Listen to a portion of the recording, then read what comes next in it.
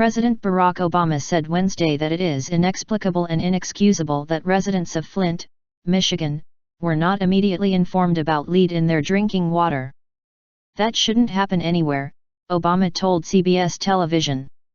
On January 16, Obama declared a federal emergency in Flint, freeing up to $5 million in federal aid to help solve the health crisis, but he denied Michigan Governor Rick Snyder's request for a disaster declaration because the contamination was a man-made problem and therefore didn't meet the definition of a major disaster under federal law.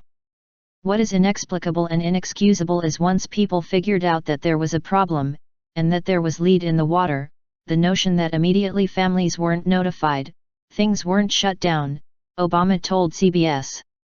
As Obama headed Wednesday to Detroit, Michigan, to celebrate the re-emergence of the U.S. auto industry, a White House spokesman said Obama was concerned that such a self-inflicted public health issue as the one in Flint could occur in the United States. But Obama had no plans to visit Flint, a city not far from Detroit.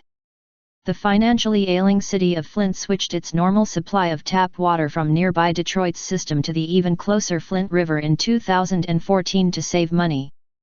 That water caused dangerous lead in the aging pipes to leach into the city's drinking water. Lead can cause brain damage, behavior problems, and learning disabilities in children.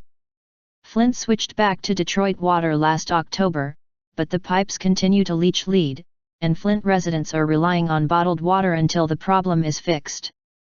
Apologies, funding. Snyder, who is facing protests, lawsuits, and calls for his resignation over the contamination issue, said state and federal agencies failed to identify and solve the problem after it emerged in April 2014. He has apologized to the residents of Flint. Government failed you, federal, state and local leaders, by breaking the trust you placed in us, Snyder said during his annual State of the State address Tuesday. Snyder called for the state to spend $28 million on fixes. The Michigan House approved the funding request Wednesday. He promised to continue deliveries of water and filters so that everyone in the city has clean water. Snyder said the state of Michigan already has dedicated $9 million to making sure people get bottled water, and for replacing fixtures in schools and treating children with elevated lead levels.